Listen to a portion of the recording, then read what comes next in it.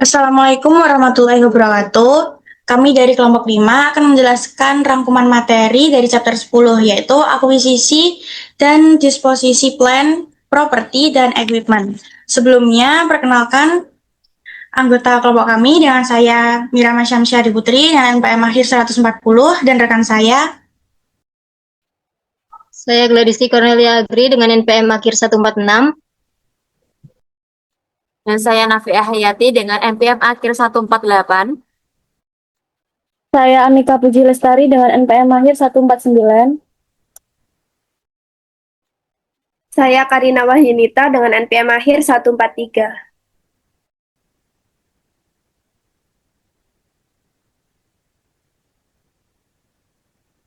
Baik, yang pertama ada properti pabrik dan peralatan atau PPE. Nah, sederhananya ini adalah barang-barang berharga milik perusahaan yang digunakan untuk mendukung operasional bisnis. Ciri utamanya tuh ada 3. Yang pertama, digunakan dalam operasional. Jadi, barang ini tuh dipakai untuk bekerja, misalnya mesin pabrik, dan bukan untuk dijual ke pelanggan seperti stok barang dagangan. Yang kedua, jangka panjang dan disusutkan. Barang ini tuh awet lebih dari 1 tahun. Nah, karena dipakai terus, maka nilainya tuh berkurang setiap tahun atau ada penyusutan, kecuali tanah yang nilainya dianggap tidak pernah habis. Yang ketiga, itu punya bentuk fisik. Jadi itu bisa dilihat dan disentuh seperti gedung atau mobil. Beda dengan hak cipta atau paten yang tidak ada fisiknya. Next.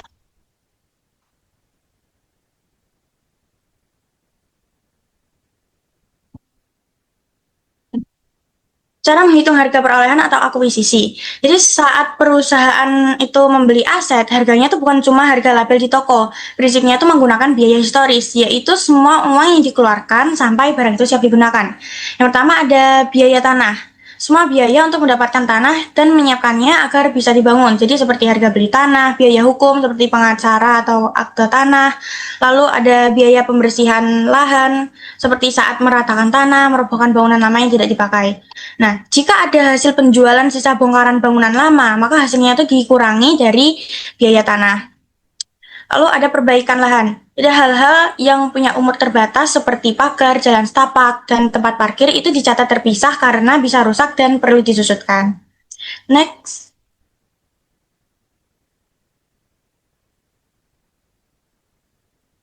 Selanjutnya ada biaya bangunan. Semua biaya yang berhubungan langsung dengan pembangunan atau pembelian gedung. Jadi contohnya seperti biaya bangunan, tenaga kerja, dan biaya overhead selama pembangunan. Lalu ada biaya profesional seperti arsitek dan izin mendirikan bangunan. Jadi pada biaya bangunan ini, apabila kita beli tanah yang sudah ada gedungnya, tapi gedungnya tuh misalnya mau dirobohkan untuk bangun yang baru, itu maka biaya pembongkaran itu masuk ke biaya tanah dan bukan biaya bangunan baru. Lalu selanjutnya ada biaya peralatan, termasuk mesin, kendaraan, atau furnitur kantor. Ini yang masuk biaya peralatan tuh biaya harga belinya, lalu pajak pembelian. Tapi dengan catatan yang tidak bisa dikembalikan. Lalu ada biaya pengiriman dan asuransi selama di perjalanan. Lalu juga biaya pemasangan atau instalasi dan biaya uji coba sampai mesin tersebut berjalan dengan lancar. Nah, lalu ada aset yang dibangun sendiri. Nah, kadang kan perusahaan itu membuat mesin atau gedung sendiri. Nah, masalahnya adalah menghitung biaya overhead seperti listrik, asuransi, gaji pengawas pabrik. Nah, ini tuh ada 2 cara yang dibahas. Yang pertama, tidak mengalokasikan biaya tetap. Jadi hanya menghitung biaya tambahan yang muncul gara-gara proyek itu. Lalu yang kedua, itu dengan mengalokasikan sebagian biaya secara proporsional. Jadi menghitung biaya operasional kantor atau pabrik secara adil ke dalam aset tersebut. Yang mana ini tuh cara yang paling banyak digunakan karena dianggap lebih akurat. Nah, jadi jika biaya membangun sendiri itu ternyata jauh lebih mahal daripada harga pasar, nah selisih mahalnya itu harus dicatat sebagai kerugian, tidak boleh dimasukkan ke nilai aset. Seperti itu. Makanya perusahaan itu tidak boleh mencatat laba dari hasil membangun asetnya sendiri atau dilarang untung sendiri. Baik, selanjutnya akan dijelaskan oleh rekan saya.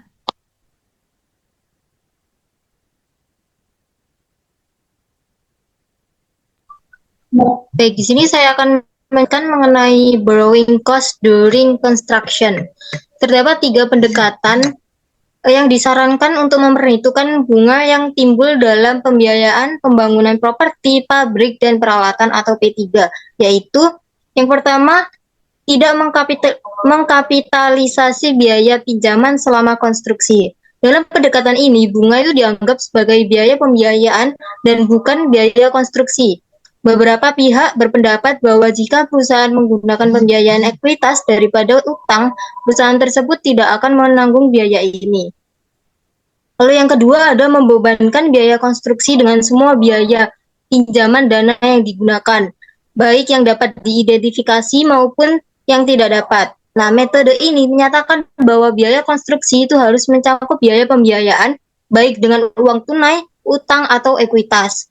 Lalu yang ketiga ada kapitalisasi hanya biaya pinjaman aktual yang dikeluarkan selama konstruksi. Nah, pendekatan ini sebagian sejalan dengan logika pendekatan kedua, bahwa bunga itu sama besarnya dengan biaya tenaga kerja dan material. Namun, pendekatan ini itu hanya mengkapitalisasi biaya pinjaman yang dikeluarkan melalui pembiayaan utang. Next. Nah, untuk menerapkan pendekatan kapitalisasi untuk biaya pinjaman, perusahaan itu mempertimbangkan 3 hal berikut. Yang pertama ada aset yang memenuhi syarat. Untuk memenuhi syarat kapitalisasi biaya pinjaman, aset itu harus membutuhkan jangka waktu yang cukup lama untuk dipersiapkan guna penggunaan atau penjualan yang dimaksudkan. Suatu perusahaan itu mengkapitalisasi biaya pinjaman mulai dari awal periode kapitalisasi. Kapitalisasi tersebut berlanjut hingga perusahaan secara substansial itu mempersiapkan aset tersebut untuk penggunaan yang dimaksudkan. Next. Lalu yang kedua ada periode kapitalisasi. Periode kapitalisasi adalah periode waktu di mana suatu perusahaan itu mengkapitalisasi biaya pinjaman. Nah, periode ini dimulai dengan adanya 3 kondisi, yaitu yang pertama, pengeluaran untuk aset tersebut sedang terjadi. Lalu yang kedua, aktivitas yang diperlukan untuk mempersiapkan aset agar siap digunakan atau dijual sesuai dengan tujuannya. Lalu yang ketiga, biaya pinjaman sedang dikeluarkan. Next. Nah, untuk yang ketiga, terdapat jumlah yang harus dikapitalisasi. Jumlah biaya pinjaman yang harus dikapitalisasi itu bervariasi tergantung pada apakah ada utang khusus yang telah dikeluarkan untuk mendanai proyek tersebut atau apakah proyek tersebut didanai dari kewajiban utang umum perusahaan. Selanjutnya. Nah, di sini terdapat penjelasan mengenai utang khusus dan utang umum. Nah, untuk utang khusus sendiri, ketika proyek itu didanai oleh utang khusus, jumlah yang dikapitalisasi adalah biaya pinjaman aktual yang dikeluarkan selama periode kapitalisasi dikurangi dengan pendapatan investasi atas investasi sementara dari dana yang tersedia dari pinjaman tersebut. Nah, di sini ada contohnya, Shell Company memiliki surat utang sebesar 15% berjangka waktu 3 tahun senilai $1.500.000 untuk membiayai pembelian tanah dan pembangunan gedung tertanggal di 31 Desember 2021 dengan bunga yang dibayarkan setiap tahun pada tanggal 31 Desember. Nah, selama tahun 2021, sebagian dari hasil penjualan tersebut digunakan untuk pinjaman yang belum digunakan dalam proyek tersebut diinvestasikan dan menghasilkan pendapatan, dan didapatkan pendapatan investasinya itu sebesar $60.000. Nah, jadi di sini untuk penghitungannya, biaya pinjaman itu yang $1.500.000 itu dikali dengan 15% atau 0,15 hingga hasilnya itu $225.000. Lalu dikurangi dengan pendapatan investasinya yaitu sebesar $60.000 sehingga biaya pinjaman yang akan dikapitalisasi itu sebesar $165.000. Lalu yang kedua ada utang umum. Ketika suatu proyek didanai oleh utang umum, perusahaan itu perlu menentukan nilai tercatat rata-rata. Nah, hal ini dapat dihitung dengan langkah berikut. Yang pertama ada, kita itu harus menghitung rata-rata tertimbang dari pengeluarannya. Lalu yang kedua, kita menghitung tingkat kapitalisasi atau rata-rata bunganya itu berapa persen. Lalu yang ketiga, kita menghitung biaya pinjaman yang bisa dikapitalisasi, dan yang keempat, kita membandingkan biayanya. Nah, langkah terakhir yang membandingkan biaya ini, ketika biaya pinjaman utang umum digunakan, itu adalah menerapkan batasan bahwa jumlah yang dikapitalisasi itu tidak boleh melebihi dari jumlah biaya pinjaman yang dikeluarkan selama periode tersebut. Next.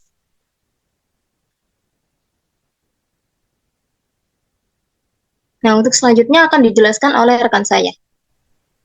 Baik, terima kasih. Selanjutnya kita bahas yang ketiga, yaitu penilaian aset tetap, pabrik, dan peralatan.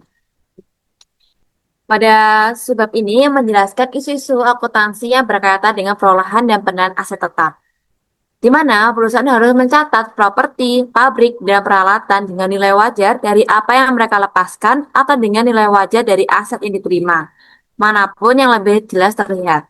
Namun, proses akuisisi aset terkadang mengaburkan nilai wajarnya. Nah, terdapat jenis-jenis masalah dalam bidang ini.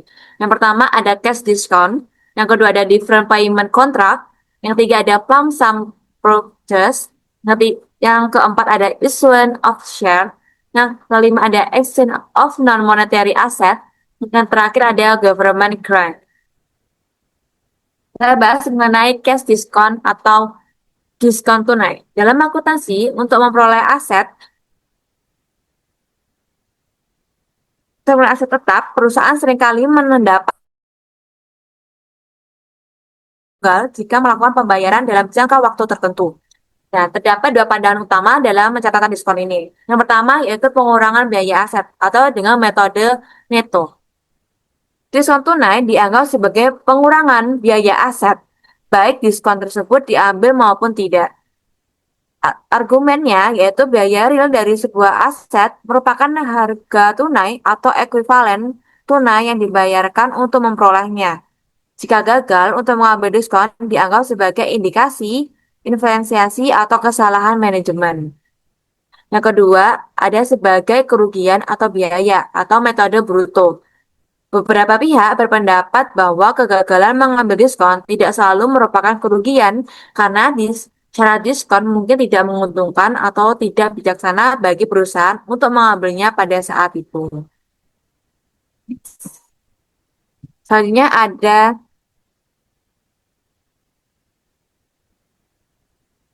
different payment contract atau kontrak pembayaran tangguhan.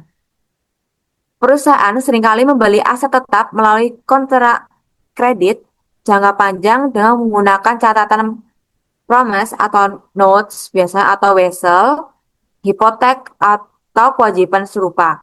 Prinsip utamanya adalah aset harus dicatat sebesar nilai sekarang atau present value dari pertimbangan yang dipertukarkan. Pada hal ini itu perlu diperhatikan tiga hal.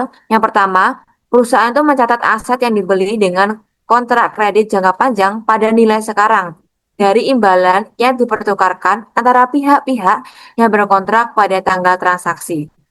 Yang kedua, jika tidak ada suku bunga yang dinyatakan atau jika suku bunga yang ditentukan tidak wajar, maka perusahaan akan menetapkan suku bunga yang sesuai dengan pasarnya.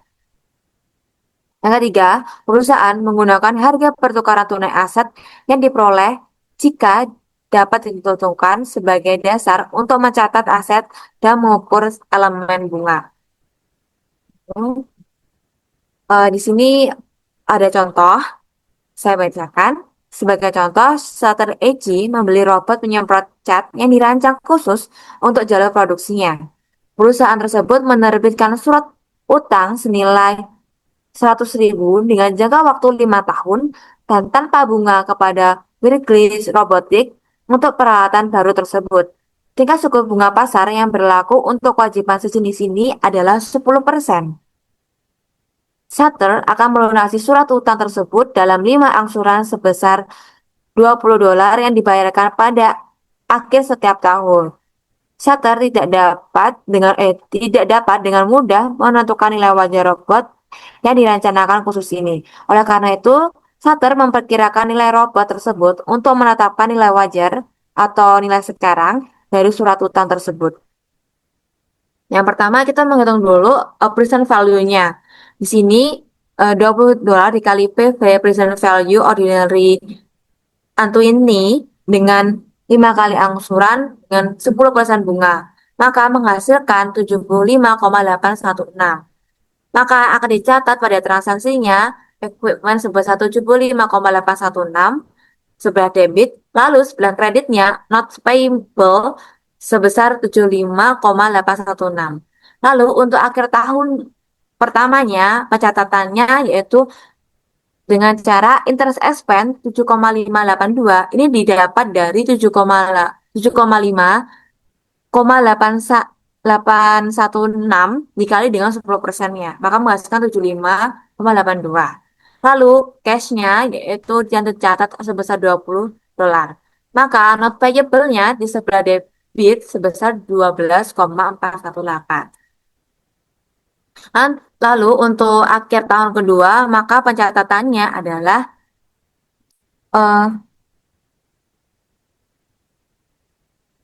12,418 itu dikurang sama 7,582 dikali 10%, maka menghasilkan 0,342. Jadi ya setiap tahunnya itu harus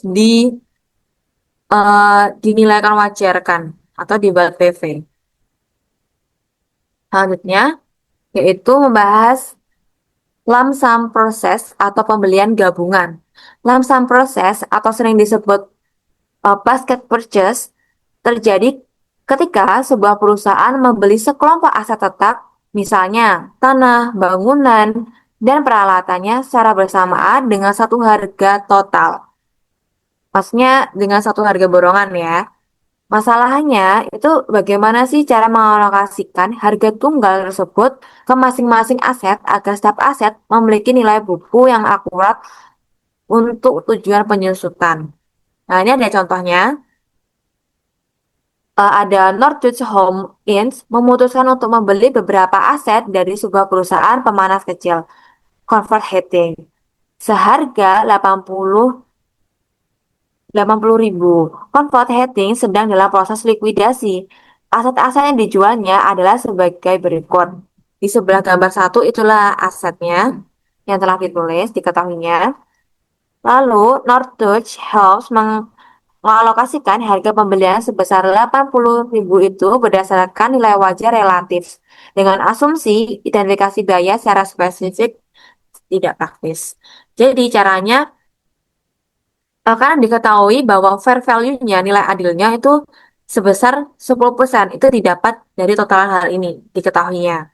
Lalu untuk cara ngetahuin satu persatu asetnya, kita contohkan inventory. Bahwa inventory itu nilainya 25.000 dibagi dengan total fair value-nya dikali dengan 80 seharga 50 ini. Maka menghasilkan yaitu $20.000. Lalu untuk tanahnya 25.000 dibagi dengan total value-nya 100.000 dikali dengan 80 dengan harganya, maka menghasilkan 20.000. Lalu untuk bangunan sebesar 50.000 dibagi dengan 100.000 dikali dengan 80.000, maka menghasilkan 40.000. Selanjutnya yaitu issuance of share atau penerbitan saham.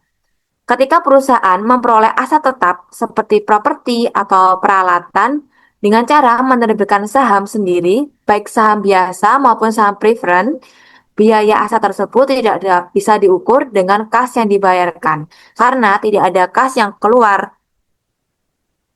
Nah, maka aturan dalam menentukan nilai yang dicatat sebagai berikut. Yang pertama, jika saham tersebut diperdagangkan secara aktif di bursa efek, maka harga pasar saham tersebut merupakan bukti yang paling andal untuk menentukan biaya aset. Yang kedua, jika harga pasar saham tidak dapat ditentukan secara andal, misalnya nih, saham perusahaannya tertutup, maka digunakan nilai wajar aset yang diterima atau berdasarkan penilaian atau approval independen. Contohnya, Upgrade Living Co. memutuskan untuk membeli sebidang tanah yang berbatasan dengan tanahnya guna memperluas usaha karpet dan lemari. Alih-alih membayar tunai untuk tanah tersebut, perusahaan menerbitkan 5.000 saham biasa dengan nilai nominal $10 kepada Inland Company yang memiliki harga pasar sebesar $12 per saham. Arcade Living Home mencatat jurnal sebagai berikut. Jadi tanahnya itu dikali 5.000 saham biasanya dikali dengan eh, harga pasar sahamnya sebesar 12%. Maka menghasilkan 60.000. Lalu itu sebelah debitnya, sebelah kreditnya itu share capital ordinary sebesar 50.000. Lalu share premium ordinary sebesar 10.000. Selanjutnya yaitu exchange of non-monetary asset atau pertukaran aset non-moneter. Secara umum, perusahaan itu mencatat pertukaran aset non-moneter berdasarkan nilai wajar aset yang diberikan atau nilai wajar aset yang diterima. Mana buktinya lebih jelas terlihat.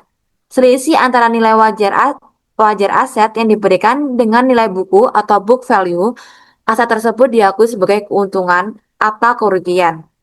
Konsep substansi komersial atau commercial substance sebagai penentu utama cara pencatatan transaksi ini adalah apakah pertukaran tersebut memiliki substansi komersial atau tidak. Jika ada substansi komersial, maka arus kas masa depan perusahaan berubah secara signifikan akibat transaksi ini. Misalnya nih, penukaran aset yang fungsinya berbeda jauh. Contoh menukarkan antara mesin jahit dengan truk. Maka berbeda fungsi kan. Nah, yang kedua itu jika tidak ada substansi komersial, di mana maka posisi ekonomi perusahaan tidak berubah secara material. Misalnya merupakan aset yang fungsinya hampir sama hanya untuk mengganti warna atau modal tanpa perubahan arus kas. Selanjutnya, ya, ada jenisnya. Yang pertama, exchange loss situation atau has commercial substance. Jika nilai wajar aset yang diberikan lebih kecil daripada nilai buku atau book value aset tersebut, maka terjadinya kerugian.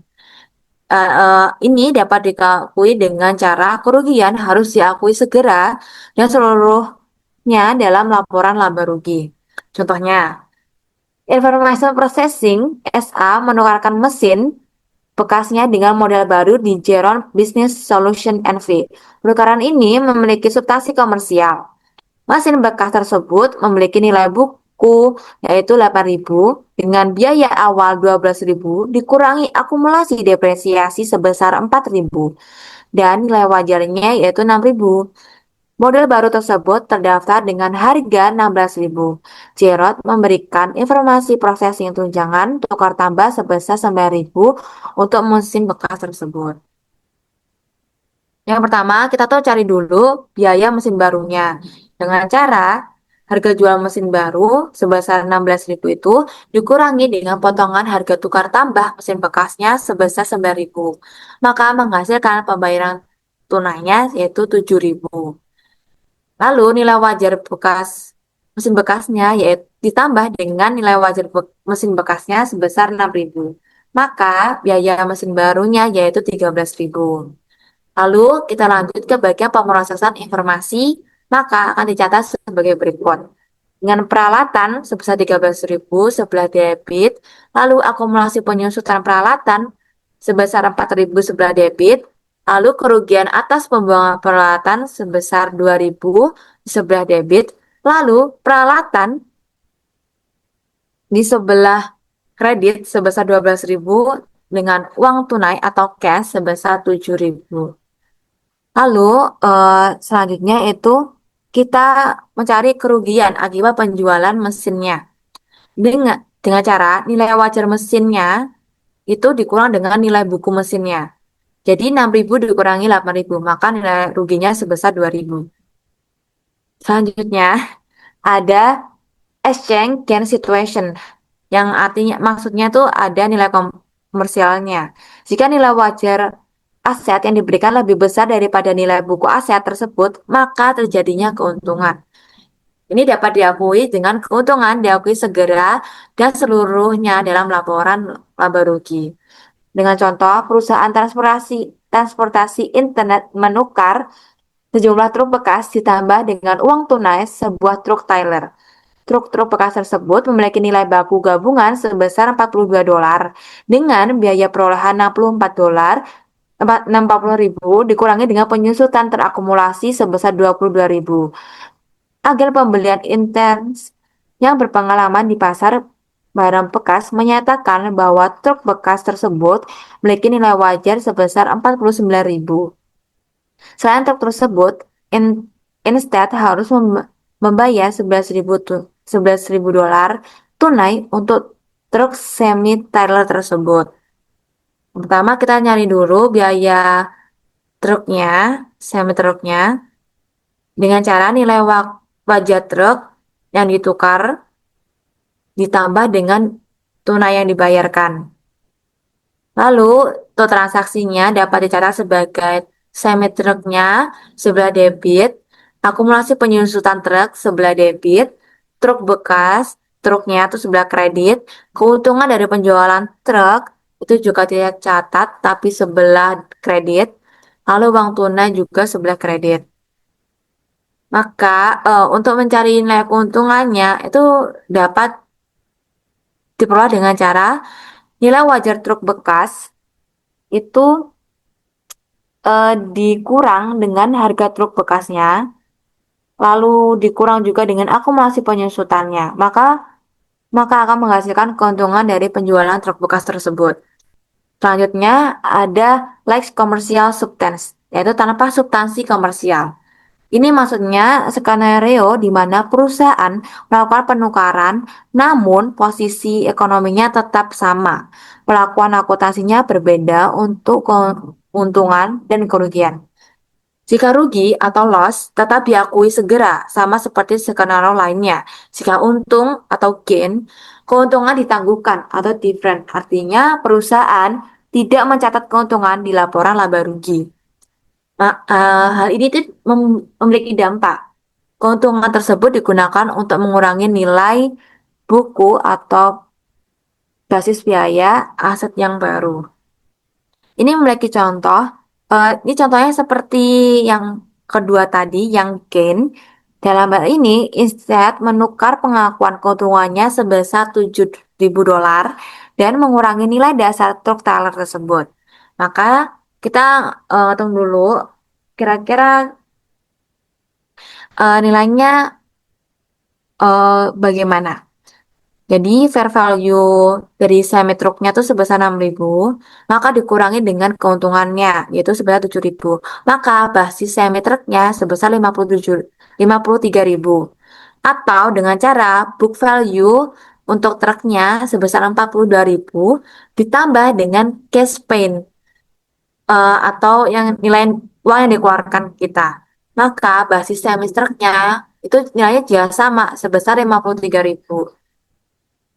Lalu untuk mencatatnya yaitu truk di sebelah debit sebesar 53.000, lalu akumulasi depresiasi truknya itu sebesar 22.000 sebelah debit, lalu truknya itu sebelah kredit sebesar 64.000, lalu cash sebelah kredit sebesar 11.000. Selanjutnya akan dijelaskan oleh teman saya. Baik, selanjutnya adalah mengenai hibah pemerintah. Nah, hibah pemerintah adalah bantuan pemerintah berupa transfer sumber daya kepada perusahaan yang diberikan apabila perusahaan itu telah memenuhi syarat tertentu. Artinya, bantuan ini tidak diberikan tanpa ketentuan, sehingga akan diberikan adanya ketika perusahaan itu memenuhi syarat. Biasanya itu terkait tujuan tertentu, misalnya adanya pembelian aset, mendukung aktivitas usaha, atau melakukan pemberian bantuan pembiayaan. Bentuk hibah ini bisa berupa kas, aset tetap, penghapusan piutang maupun utang, pinjaman bunga rendah. Nah, dalam akuntansi itu terdapat cara untuk mencatat hibah, yaitu ada dua. Yang pertama itu capital approach, yaitu hibah dicatat sebagai bagian ekuitas karena dianggap sebagai kontribusi pemerintah. Namun, pendekatan ini menurut IFRS itu tidak berlaku. Yang berlaku itu yaitu pendekatan kedua, yaitu income approach, yaitu hibah yang diakui sebagai pendapatan dan dicocokkan dengan biaya terkait yang dikompensasi. Pendekatan ini mengikuti prinsip matching, yaitu pendapatan diakui sejalan dengan beban yang berhubungan.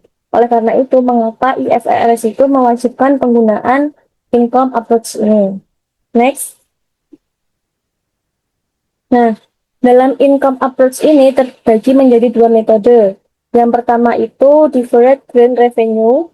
Nah, pada metode ini, hibah saat diterima belum langsung diakui menjadi pendapatan.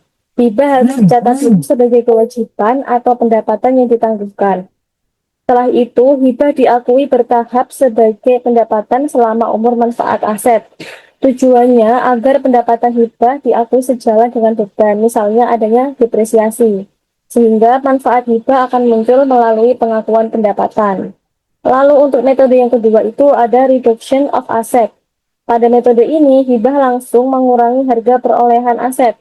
Akibatnya, nilai yang tercatat aset itu akan lebih kecil. Karena nilai aset lebih kecil, sehingga beban penyusutan juga akan lebih kecil. Dalam metode ini, manfaat hibah muncul melalui pengurangan beban, bukan melalui pendapatan terpisah. Walaupun dalam kedua metode ini penyajiannya berbeda, tapi dampaknya pada ekonomi akan sama. Next. Nah, di sini ada contoh untuk hibah pemerintah. Di sini yang contoh pertama mengenai hibah untuk peralatan laboratorium. Misalnya, perusahaan itu menerima hibah sebesar 500.000 euro untuk membeli aset senilai 2 juta euro dengan umur manfaatnya 5 tahun. Di sini metode depresiasi yang digunakan adalah straight line. Nah, ini bisa pakai dua metode yang tadi. Yang pertama itu tadi ada deferred grant revenue. Nah, dalam metode ini aset itu dicatat penuh sebesar 2 juta euro. Grant tidak mengurangi aset tetapi diakui sebagai pendapatan tangguhan. Nah, setelah itu kita harus menghitung depresiasi dulu. Karena aset dicatat penuh sehingga beban penyusutan harus dihitung terlebih dahulu. Depresiasi dapat dicari dengan metode tadi straight line yang dimana membagi antara 2 juta dengan 5 tahun yang menghasilkan 400.000 per tahun. Lalu kita dapat menghitung pendapatan hibahnya per tahun, yaitu dari 500.000 dibagi dengan 5 tahun yang mendapatkan 100.000 per tahun. Nah, baru kita bisa menghitung beban bersihnya, yaitu dengan mengurangi antara 400.000 dengan 100.000 yang menghasilkan 300.000 per tahunnya. Sehingga urutannya itu kita harus menghitung depresiasi, baru mencari grant revenue dan mencari net expense. Karena di metode ini itu muncul manfaatnya ketika melalui pendapatan. Lalu untuk metode yang kedua itu pakai reduction of asset. Di sini yang dicari dulu adalah nilai aset setelah dikurangi dengan grant. Karena grant diperlakukan sebagai pengurang aset.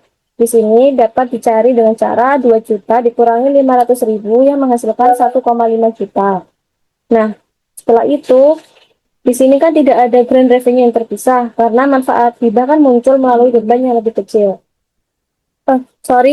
Tadi kan 2 juta dikurangi 500.000 menghasilkan 1,5 juta, baru menghitung beban depresiasinya. Sama caranya pakai straight line, yaitu 1,5 juta ini dibagi dengan 5, sehingga menghasilkan 300.000. Nah, di sini kan terlihat ya bahwa next expense-nya tuh sama-sama 300.000 per tahunnya. Cuman yang membedakan itu cara penyajian dalam laporan. Nah, ya untuk contoh yang kedua itu pada grant for past loss atau hibah untuk menutup kerugian di masa lalu. Misalnya di sini pemerintah memberi grant 1 juta dolar. Nah, karena grant ini untuk mengganti kerugian yang sudah terjadi, maka akan langsung diakui sebagai pendapatan. Tidak memakai metode dua tadi yang deferred grant revenue sama reduction of asset. Karena kan tidak ada aset yang disusutkan dan tidak ada biaya masa depan yang perlu dicocokkan, sehingga jurnalnya itu pas pada pendapatan hibah sebesar 1 juta, karena tadi contohnya 1 juta. Di sini kan jadi grant-nya langsung diakui. Untuk contoh yang ketiga ini, grant untuk biaya pinjaman. Nah, pada contoh ini, bantuan pemerintah tidak diberikan dalam bentuk kas langsung, tetapi dalam bentuk pinjaman dengan bunga di bawah tingkat pasar. Karena perusahaan memperoleh pinjaman sebesar 10 juta misalnya, nah ketika pinjaman itu dinilai menggunakan tingkat bunga pasar atau atau nilai kininya atau present value hanya sebesar $6.499.300. Nah, artinya terdapat selisih antara nilai nominal pinjaman dan present value sebesar $3.500.700. Nah, selisih ini akan diperlakukan sebagai governance grant karena perusahaan itu memperoleh manfaat ekonomi berupa biaya pinjaman yang lebih murah dibandingkan jika meminjam dengan bunga pasar. Keuntungan dari bunga rendah ini dipandang sebagai bantuan dari pemerintah. Nah, kalau kita bandingkan dengan contoh pertama tadi, grant di sini tidak digunakan untuk mengurangi nilai aset, tetapi sehingga tidak menggunakan reduction of asset. Tetapi dalam grant ini juga tidak langsung diakui seluruhnya sebagai pendapatan karena manfaatnya diperoleh selama masa pinjaman. Karena itu, di sini digunakan metode deferred grant revenue, yang dimana grant dicatat sebagai pendapatan tangguhan, lalu diakui bertahap untuk mengimbangi beban bunga setiap periode. Sebagai contoh, di sini pada tahun pertama beban bunganya dihitung sebesar $583.937. Nah, pada saat yang sama, jumlah yang sama juga diakui sebagai grant revenue, yaitu $584.937.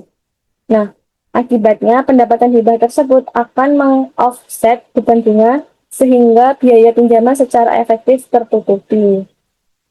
Nah, next. Nah, di sini mengenai donated non-monetary asset atau aset non-kas yang disumbangkan perusahaan. Nah, non-monetary asset artinya aset yang bukan berbentuk uang tunai, bisa berupa tanah, bangunan, peralatan, atau aset tetap lainnya. Jadi di sini ketika perusahaan memberikan atau menyumbangkan aset tersebut, misalnya sebuah kegiatan sosial, amal, atau kontribusi yang lain, di sini cara mencatatnya, aset yang disumbangkan diukur berdasarkan fair value atau nilai wajarnya, bukan berdasarkan nilai punya.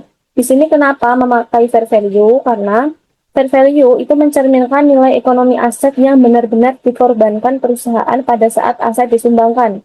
Nah, jika fair value berbeda dengan nilai buku, maka selisihnya harus diakui sebagai keuntungan atau kerugian. Contohnya di sini, tanah memiliki harga perolehan atau kos sebesar 80.000, tetapi nilai wajarnya yaitu 110.000. Artinya, nilai pasar tanah saat disumbangkan lebih tinggi daripada nilai tercatatnya.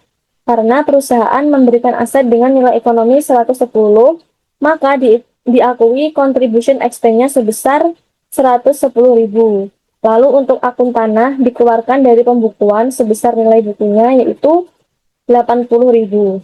Dan karena ada selisih 30.000 antara fair value dan book value ini, selisih itu akan diakui sebagai gain on disposal, yaitu keuntungan atas pelepasan aset.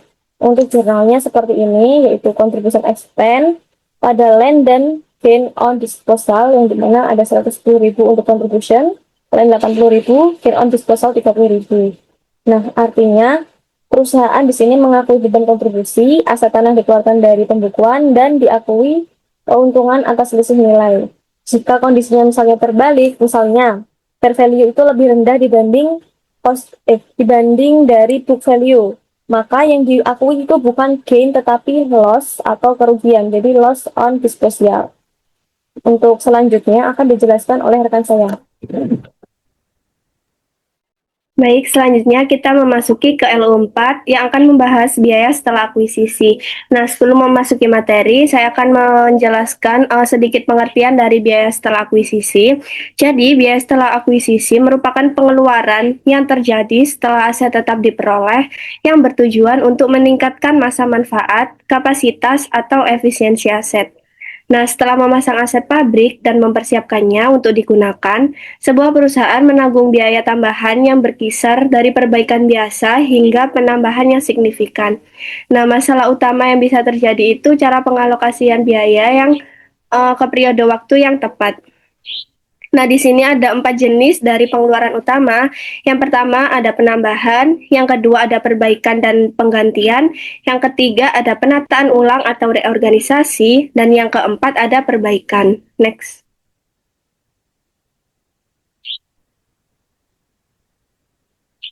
Nah, untuk yang pertama kita akan membahas penambahan. Nah, di sini penambahan itu seharusnya tidak menimbulkan masalah akuntansi besar karena secara definisi perusahaan mengkapitalisasi setiap penambahan aset tetap karena aset baru tercipta. Untuk yang kedua ada perbaikan dan penggantian. Nah, di sini perbaikan atau improvement adalah mengganti aset lama dengan aset baru yang lebih baik. Misalnya sebuah perusahaan mengganti lantai perusahaan yang awalnya itu lantai beton menggunakan lantai kayu untuk lantai yang baru. Jadi ini tuh diganti untuk menjadi lebih baik. Nah, sedangkan untuk penggantian atau replacement adalah penggantian aset lama dengan aset baru yang serupa. Contohnya yaitu sebuah perusahaan mengganti lantai kayu yang lama dengan lantai kayu yang baru. Jadi aset yang diganti ini wujudnya tetap sama, namun diganti untuk menambah manfaat yang lebih panjang. Next.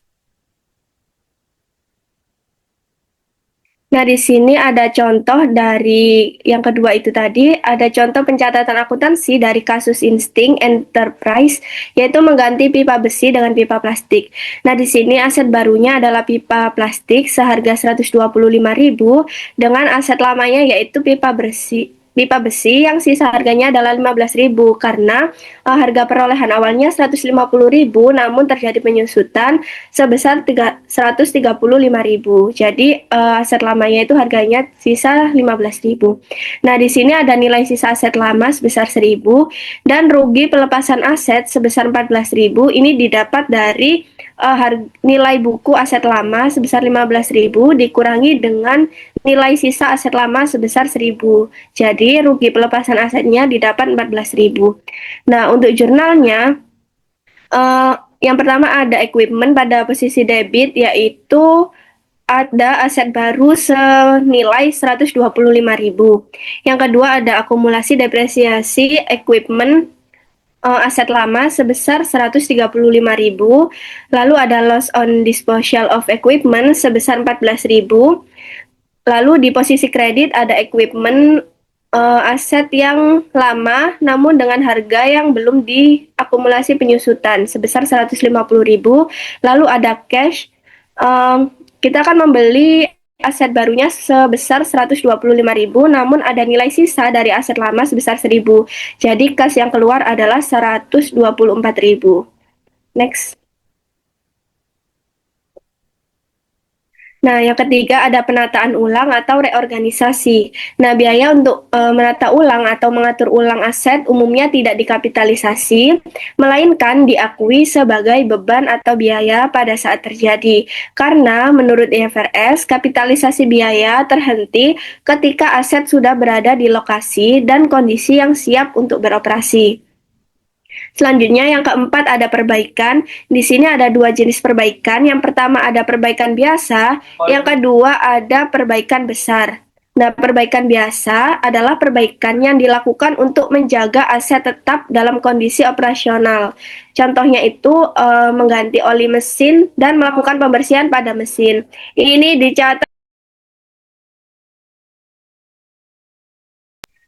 dicatat sebagai beban operasional. Selanjutnya ada perbaikan besar, yaitu perbaikan yang memberi manfaat lebih dari 1 tahun atau 1 siklus operasi, misalnya overhaul kapal atau pesawat. Nah, biaya ini tuh ditangani sebagai peningkatan atau penggantian yang dikapitalisasi dan disusutkan selama masa manfaatnya. Next. Selanjutnya kita memasuki ke LO5, yaitu membahas pelepasan aset tetap, pabrik, dan peralatan. Nah, perusahaan dapat menghentikan penggunaan aset tetap dengan cara menjualnya, menukarnya, atau karena kejadian yang tak terduga. Nah, kejadian yang tak terduga ini biasanya itu ketika terjadi bencana alam yang tidak bisa diprediksi sebelumnya.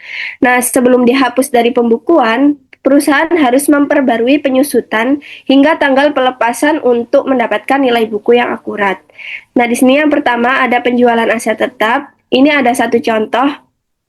Ketika perusahaan membeli mesin seharga 18 mohon maaf, ketika perusahaan memiliki mesin seharga 18.000 euro dengan akumulasi penyusutan sebesar 11.400 euro. Nah, mesin tersebut ini akan dijual dengan harga 7.000 euro. Nah, untuk menghitungnya, kita awalnya itu menghitung nilai bukunya, yaitu 18 euro, dikurangi dengan akumulasi penyusutannya sebesar 11.400 menghasilkan 6.600 euro. Jadi kita bisa menghitung keuntungan perusahaan, yaitu mesin tersebut dijual dengan harga 7.000, namun nilai mesin yang tersisa adalah 6.600. Jadi perusahaan masih bisa mendapatkan keuntungan sebesar 400 euro.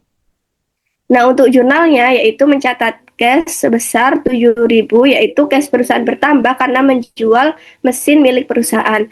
Lalu ada akumulasi depresiasi mesin sebesar 11.400. Lalu ada machinery sebesar 18.000, yaitu harga mesin awal, dan gain on disposal of machinery sebesar 400. Next.